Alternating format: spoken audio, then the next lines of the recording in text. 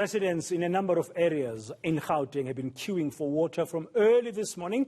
An explosion at the Palmiet pump station has caused disruptions in parts of Johannesburg, Pretoria and Ekurhuleni. Rand Water says it has dispatched water tankers to the affected areas. Let's go live now to our reporters Nqobile Madlala in Sosh, or Soshanguve, just north of the Pretoria CBD, and Manqoba Mchunu in Linmeyer in Johannesburg.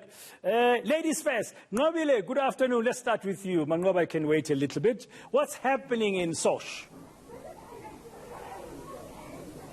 Well, Bredan, long lines have been just the order of the day. In fact, where I'm standing right now, residents have decided to come get some water in a school. And also, what we have seen is that the clinics as well are also suffering from this water issue.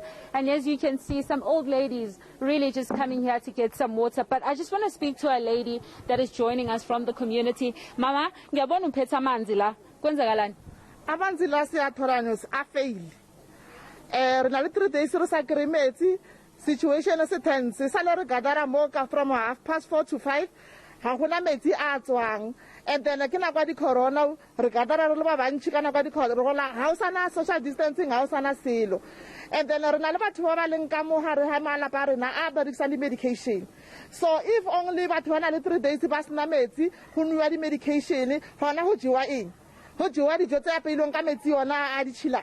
And ka mo go clinicing ho jikisiwa balwetsi ba re ha hona metsi, so ha ho sana safety, ha ho sana selo mo side la rona. So re kopela government e send somebody a tla romela di trucker from different places, not only one places, but is for the whole Soshanguve in and the water tse more than 36.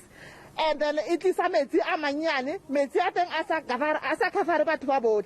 So re kopela help. Government knows hore ha hona le bothata ba metsi, hona le shortage ya metsi, hona le link ya metsi somewhere. They have to come with a solution so that life ya rona e be safe. Re na le bana re be bana ba rena ka mo di jarateng, so ro be bana ba rena ka mo di jarateng biang if re la batswadi re tswile ka mo di jarateng re ilonya kana le metsi. Mama, amatanka wakaza fikela matanka sala tla mabadi bushiu, so sala tla mabani starting from mabani a rena metsi. And we saw a ready placards at Takomahayang, more plates on Taradi buckets and chin tamate. So everybody only buckets at 3 to 4. What if we tell a Kabuntu? Because to qualify her to never qualify her man with the buckets at 4.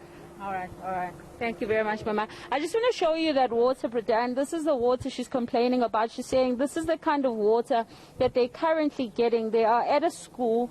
We understand that they're getting the water from the borehole. And, of course, she's just saying that this is a problem because they have kids and they don't know what this will do to them. But at this point, because it's a point of desperation, you see, Bredan, this is what they're going to settle for.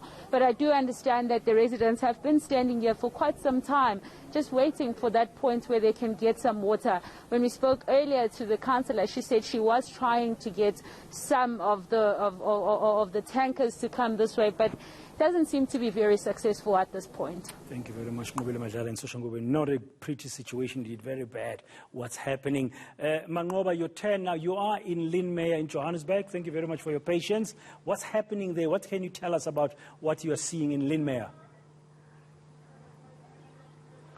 Well, certainly, Bredan, it is also a very desperate situation here in Linmeyer. In fact, from this morning, when we arrived here, we've been seeing quite a number of frustrated residents who have been queuing, waiting for water tankers to arrive. And when those water tankers then arrived around about 10 o'clock this morning, we did see those snaking queues, a number of them coming with wheelbarrows, coming with buckets to try and get some water. It's been 4 days here in this particular community without water. We understand that the water supply was cut on Sunday in this particular area. So you can imagine the frustrations among some of the community members. But pretend I'm here at one of the homes, which is a home that assists some mentally disabled young children in this particular community. Of course, they've also been quite battered by the water situation. In fact, I saw some of the officials from this particular home earlier this morning carrying these water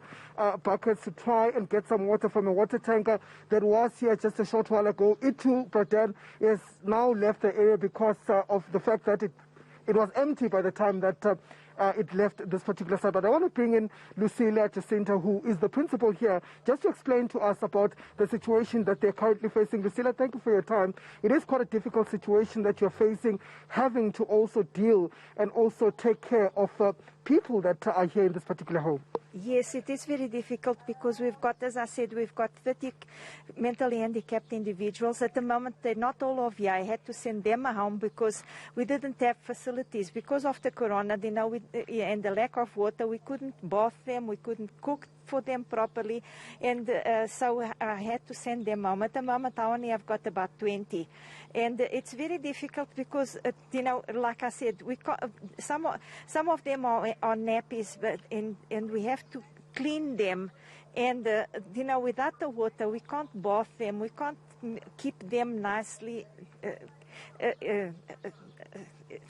clean, and also to wash the floors because of this virus, to wash the floors and to wash the tables and everything. It's very difficult. But in terms of how you're coping, I know that you've sent many of them back home, but you still have to run the facility. There are still some people here. Yes. So you are now relying on this water. We're relying on this water. Thank goodness the truck comes every day, and because it's so nearby, we hear when it comes. So we go and get water. And also, I don't live here. I've got people staying here to look after the kids. I live in the hill, and luckily we still have got water in the hill. So as soon as, like, to do the washing and everything, I've been doing the washing in my house, and to try to keep the house running as smoothly as possible. Okay, and any indication at this particular point, have you heard anything about when the water is likely to come back? I heard the councillor that he said it's going to be at least until the end of the week. Because he said that it's major repairs that they have to do, and it's going to take a while until the water is restored again. Okay, thank you very much. So that's Jacinta, that was Lucilia Jacinta, who's the principal here at the Lighthouse facility here in Lynmere. Of course, Pretoria, these are the similar sentiments that are being shared by many residents in this particular area who are quite frustrated, who've been really trying their best to come and collect water from these water tankers. But as I just indicated, the water is now run out of the water tankers. So there are people that are literally waiting outside on the street, just outside here, waiting for the water tanker to return. Thank you very much. Manqoba Mchunu in Lynmere in Johannesburg. The situation is not good at all in parts of Tshwane, Johannesburg and Ekurhuleni today because of that explosion at the Rainwater's Palmiet pumping station. They say they hope to sort it out by Sunday. Meanwhile, they're sending water tankers around. I'm just wondering what caused the explosion. We need to dig into that to find out exactly what caused that explosion.